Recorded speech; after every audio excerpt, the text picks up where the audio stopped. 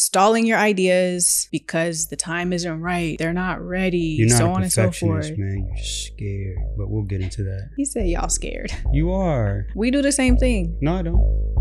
You don't really deal with perfectionism a lot. Like, that's not really a thing for you. I'm far enough along in my overall experience to not be preaching to myself, you need to ship. It's a very different thing than just being a perfectionist for perfectionist's sake. Yeah. When it doesn't reach a standard, that's one thing, but be deliberate in paying attention to what you know through experience will get results. That's why we're talking about it. We're talking through this as a unit. We do the same thing.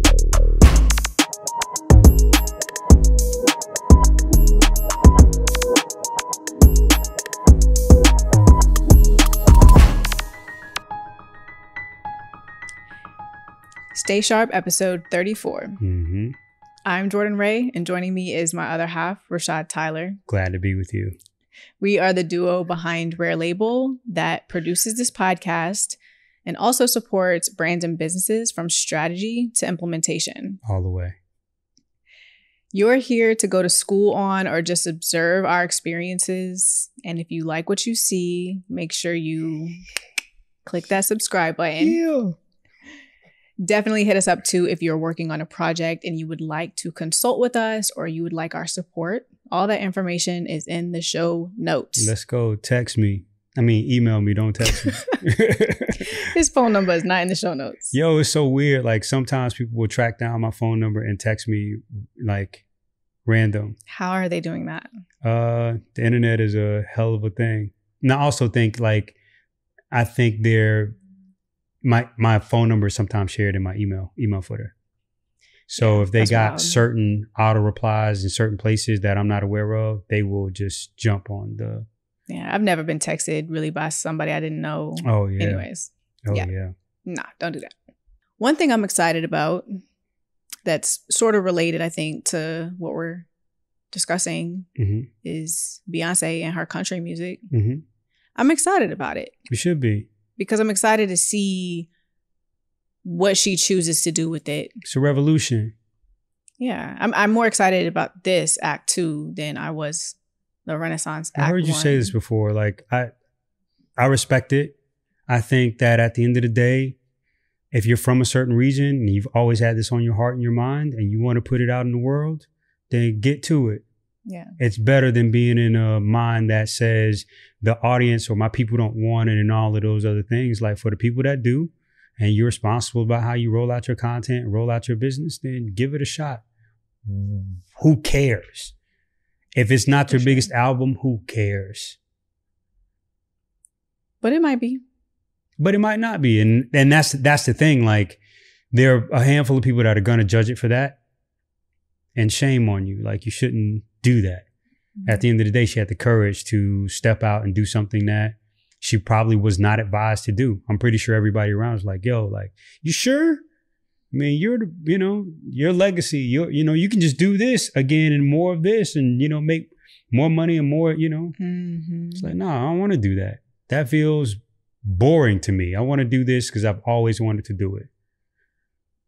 Yeah, I dig that because it's someone deciding for themselves that, no, I am ready to do this.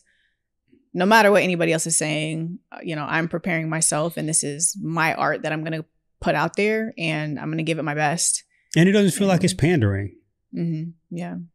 I mean, and listening to, at the time of this recording, the first couple of songs, it doesn't feel like it's pandering. It doesn't feel like she stopped singing like Beyonce because there's a banjo in the song. Yeah. That's what frustrates me. Like, not frustrates. I want to be careful with the language. When the delivery changes because... like if you're an American artist and you're on an Afrobeats record, you don't now... What did you think about Chris Brown? I was never a fan of that. Yeah, I didn't like it either. I'm like, well, why is he in an accent now? Like, yo, you don't say sensational in that way, bro. You never did that. Like, but I think he's also had, and giving him his flowers too for having the courage to be one of the first high level artists to just like, nah, I know this is a wave. Like, I'm willing to lend my voice to that. I wasn't offended at all. I was just kind of like, I wouldn't have done it like that. Yeah. But I would have done it still, but maybe not like that. And I think the rules were still probably not established in his mind. And I think that's what she's doing, what Usher's done on his version of that. It's like, yo, lend your real, normal, authentic voice to that's what I'm excited about genre. for Act 2 is that it's still going to be Beyonce just in a different genre. And that's crazy. On some still fly talk that may have some scenic references to some country things and all the rest of that and some country instrumentation. But as long as it doesn't end up being a pander to beg people who are listening to that music to come rock with me on it. I'm good. Like, nah, I ain't trying to be on y'all radio station. If you play it, then cool. Yeah. But I'm not about to come over there and be interviewed about race and all the rest of that. And like all of the Black artists that do authentically sound and talk in that twang, go ahead. Like, great. But we already know Beyonce to be Beyonce, and her doing that would be, in my opinion, pandering. Yeah. This ain't that. No. This ain't Texas. No. Ain't no hold on. This lyric. You got me. But yeah, we're in episode 34. We are discussing fighting perfection, how to get over stalling your ideas because the time isn't right. They're not ready. You're not so a on and so perfectionist, forth. man. You're just scared. But we'll get into that. He said, y'all scared. You are. We do the same thing. Yeah. No, I don't. But go on. We'll get to that later. We do the same thing. That's why we're talking about it. We're talking through this as a unit. All right. Well, anyways, the fear of perfection is holding us back. Yes. Why in the world is that? The fear of perfection? Because it's a lie. It's not perfection that you're chasing. You're either wanting to not get feedback that you're not good, and you're not good yet. We're still fighting to get good at this very thing. Right? Yeah. The version 1 of our production was the version of production that I could pull off with the understanding that I had at the time. And not only the understanding, but the tools that I had at the time. And the version 1, like over 3 years ago. Yeah. Yeah. And it's one of those things where people probably like, oh, that's a high level version for that time and for that. I'm like, yeah, but that doesn't mean you should wait until you get there before you start. Because nobody enters any market at the top of it. It's impossible to do that, yo. Yeah. You're never going to start at LeBron. You're just going to, LeBron's always my reference for like greatness. I'm sorry. But it's one of those things where at the end of the day, you have to figure out how to temper your own mind and learn how to find minimum viable product so that you can test and see if you're barking up the right tree. Mm-hmm. So for us, and you were saying like, well, we do that all the time. Like, no, I just been in the marketplace for 20 years. I already know what my previous example or standard is. So if I can't beat my own standard based on what I've accomplished before, then I just need to be realistic. Like it's what Beyonce or somebody like that is going through. It's like, it at least needs to be up to what I've demonstrated to the world I'm capable of. Yeah.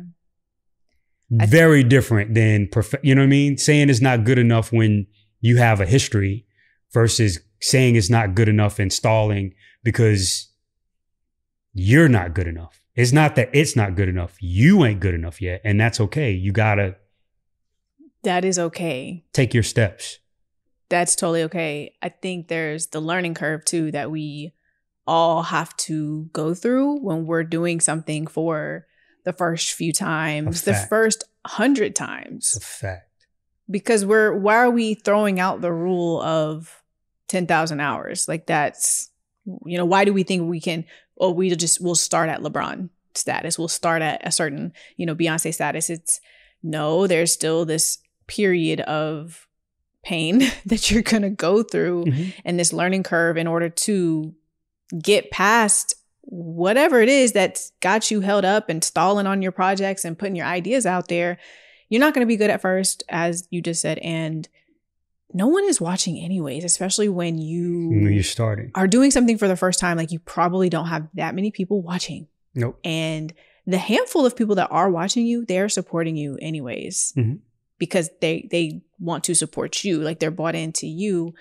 But no one's watching anyways. But it does feel like we're in this dream and we're running around naked in the dream, and we're exposed and we're vulnerable and we are helpless. And it's just, it does feel that way though. So I don't want to be, because we have achieved a level of maybe success to, you know, maybe what it looks like, or we've achieved a level of production, especially with this particular podcast and the stage that we're at right now. I don't want this to be beyond anybody that, you know, I'm still, like I'm still afraid to put, you know, a lot of my personal content, I just freezing up. But it's like, what am I tripping on? Nobody cares. And they're going to forget in 2.5 seconds. Yeah. I'm very clear, and we're both actually very clear that we're small. We're bigger than, or have accomplished more than the people that haven't started. And that's it.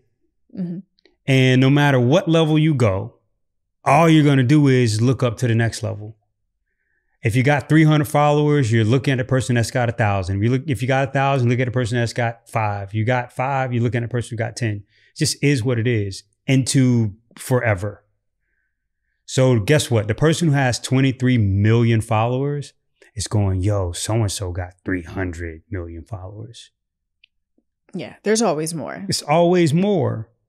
So you deciding that you're not good enough to get one, you got to earn your one. Yeah.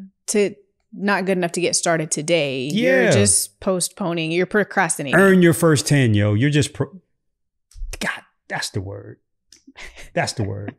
That's procrastination. Just put it off. Yeah. Because it's never going to be perfect anyways, too, especially in so many of the industries that we work in. There's never going to be an end line. There's not a finish line. No. It's never going to be perfect. Like that video, that blog, that podcast, you know, that blog, that photo edit, website. I mean, there's always going to be something else you could have done, you know, that idea, that creative direction, that whatever. And there's not a finish line. So it does seem though, let's take it here. Do you think, or do you agree that there's a common thread that we all have in stalling on our ideas? Sure. I mean, the common thread on stalling is everything that we've talked about, but I think there's one other one that, I don't know, maybe is like the little sister to that, which is you don't have a plan. So you don't know how you're going to keep it up or move to the next step once you find out that it's garbage. Right? Because it's one thing to start and another thing to like know what comes after. So perhaps your insecurity is literally not knowing what's next. And it helps to know what's next after what's next and what's next after what's next after what's next after what's next into 10, 12, 18, 24, 36 months. Because if you know that, then you can really temper your mind. You can temper and pace yourself for the feedback and leverage feedback for everything it's meant to be.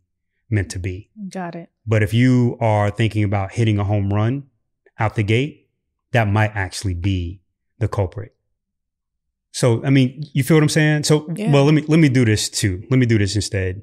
Are there common problems that you and people and projects that you work on are commonly experiencing in a similar way that's holding them back or keeping them from tracking? Do you have like thoughts on the same question? What I see the most of is people, and even myself, not getting going with something because we haven't figured out what it's called. We don't know the name of it. We don't have a name for it, or the perfect name, or something that we're happy with. And therefore, just work doesn't happen, you know, because you think you got to name it first and establish like what it's called. And honestly, like I think that at a project level, I think more than just at the project level. So the process, like naming the process, or No. So project level. Okay. So I guess that would be what I'm talking about, having a name for that. And I think that through the process, you can get to the name later. You don't need to know necessarily what your business is going to be called, or what even like the newsletter or your podcast for that. Like, we can talk about what we're doing right now. You don't need to know. Like, sometimes that will come to you. Got it. And you'll have just this brilliant aha moment. You know what something is. So working title. You can have a working title for a while, and you can also be okay with needing to change it. So even if you do go to market with something and you launch something, and now depending on what level or to what extent you're entering the market and just where you're playing ball at, it might not be a good idea to just, we can change the name later. Yeah. It depends. But we're just talking about just getting something going for the first time, or, you're a beginner at something. Don't worry about what it's called. Yeah. Let's get it going, and you'll come into the perfect name, coin, whatever, for what you're doing. Mm-hmm. And then the second thing I would say is, well, I just got to throw this in there too, is knowing what it will look like. Be okay with that look, that visual identity of something, mm-hmm. adapting along the way. We've seen this with so many projects of our own, mm-hmm. and so many projects that we worked on with other people, is that 3, 6, 9 months later, we have more intel, we have more thoughts, we have just even more direction and understanding about what the product is, that the visual identity has evolved in just that short amount of time. And that's okay. You want to put enough bones together that will hold a foundation down. Mm-hmm. Mm-hmm. But you just know, when you're a young company or a small business that's just starting up, it's okay if it changes. Iterate. Yeah. Let's talk. No, I want to share this because, like, as I'm listening to you, I'm thinking about something a mentor says. It's actually like, you ever hear some, like, a quote or something, and it feels dumb the first time you hear it, but then it gets more and more brilliant every time. You hear it after, and the saying is, he says, the logo don't sell the cookie. And this backs up to what you were saying, right? That you can have a great product. Maybe that's the part that needs the energy of development, which is why you're saying, like, you can use a placeholder for the name of the project and all of these other things, a working title, right? Which again is a placeholder, but you can get going on all the other things that need progress before you over-concern yourself. And if the cookie's name needs to change, then change the freaking name. Yeah. If the product is the thing that's a winner. If the name is a winner and the product's terrible, the test will reveal where you need to improve. Yeah, exactly. You know what I'm saying? But I want to also add one other thing in addition to that, in like ways that I've experienced, some of the same, just along the lines of the same challenges that we were just speaking about. And it's where I've had people hold projects hostage, posing as it's not ready, just because it was literally a power game for them. So it wasn't ready because it wasn't their idea. It wasn't ready because, they didn't feel like they were controlling the narrative and they needed proper sign off. They couldn't just get behind it because it wasn't that it was not right. A power game. A power game. Like, I don't know. I mean, it needs something. I don't know. It's a power game, much less a real rebuttal. They just like it when it comes off of their lips or out of their mind. But what are they? So they're waiting for their own approval? Well, to get started, this is in a team scenario. So that's why maybe I didn't frame that properly. Okay. But I've just seen where it's not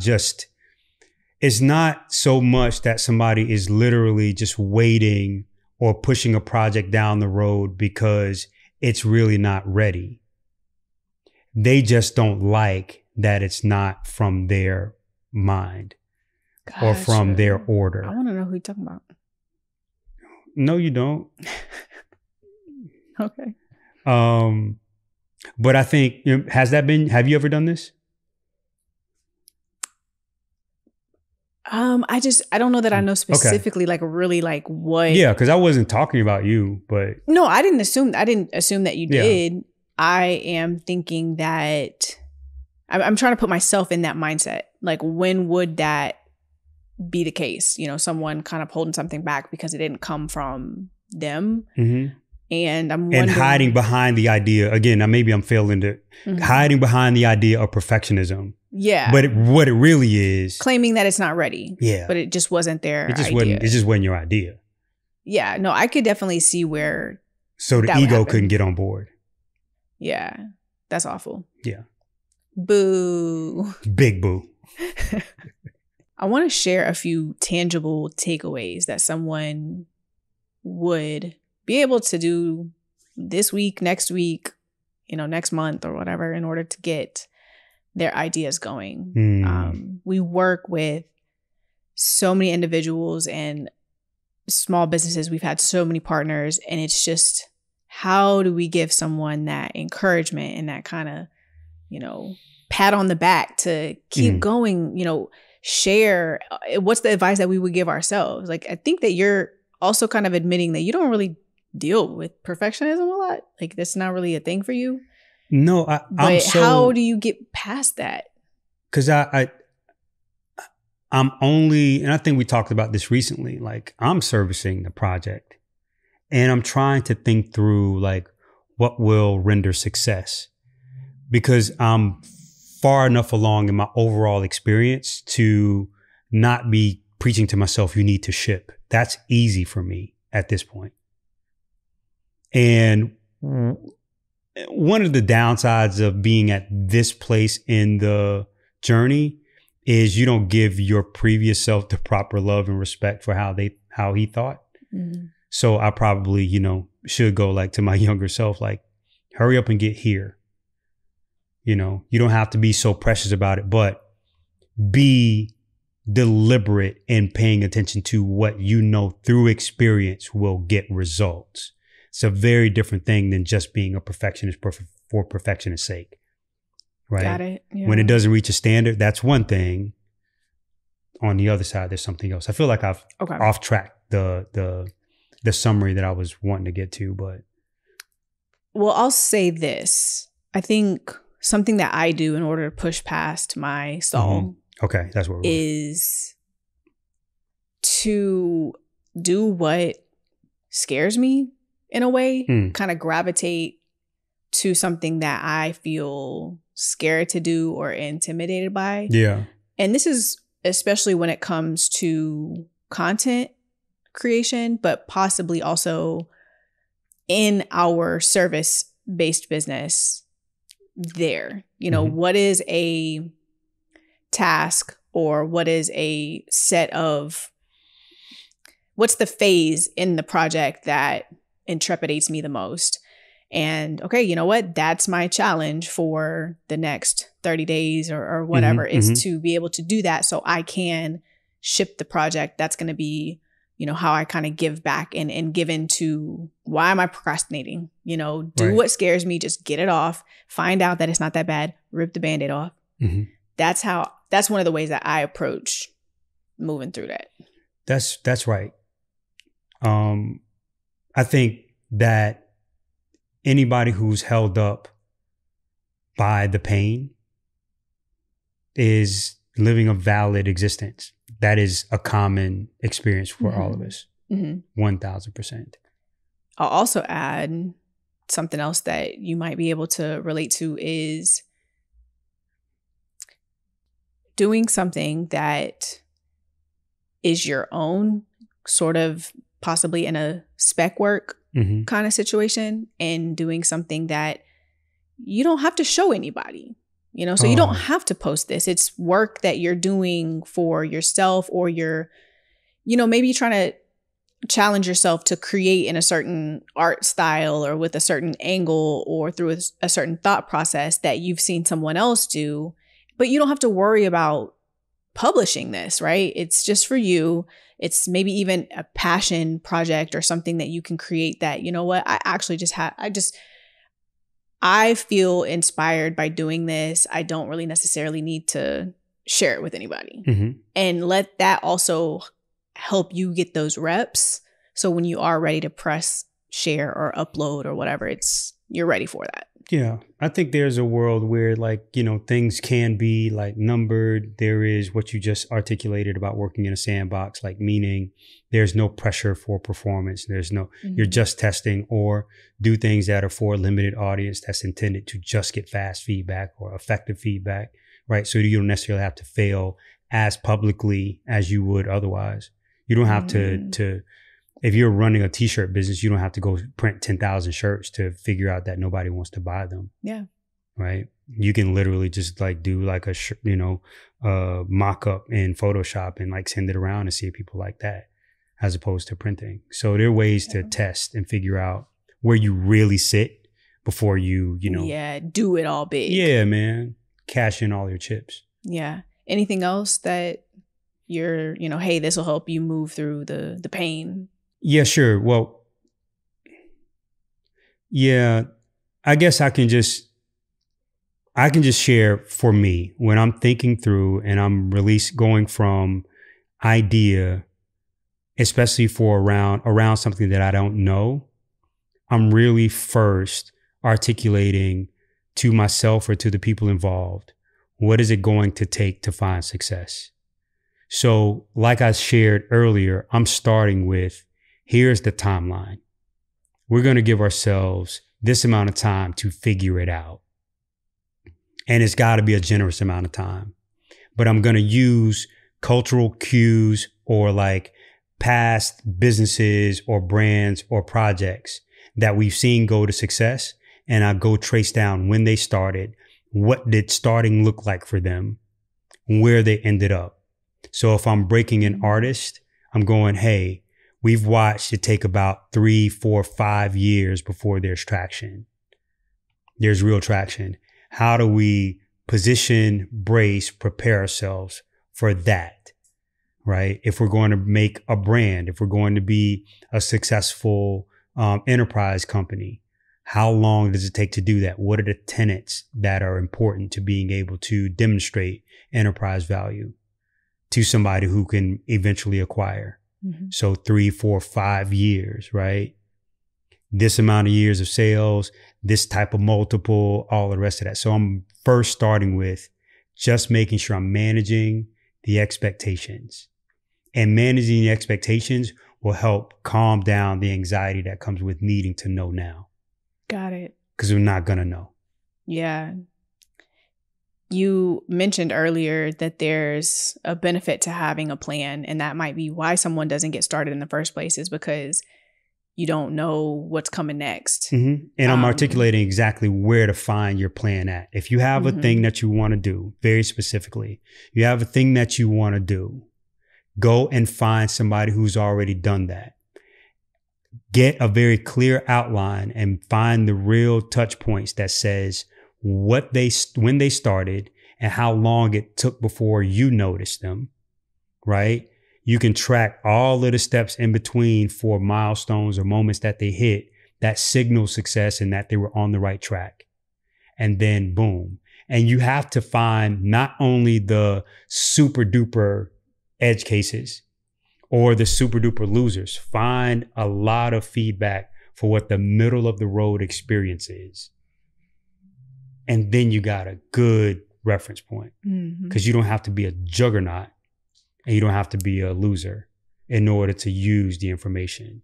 Does that make sense how I'm saying it? So if you can find that, then you'll be able to manage your and your team's expectations and deliver a roadmap that will have you able to say, okay, we're testing this. We know we're not going to get it right on the first time because Beyonce didn't get it right on the first time, right?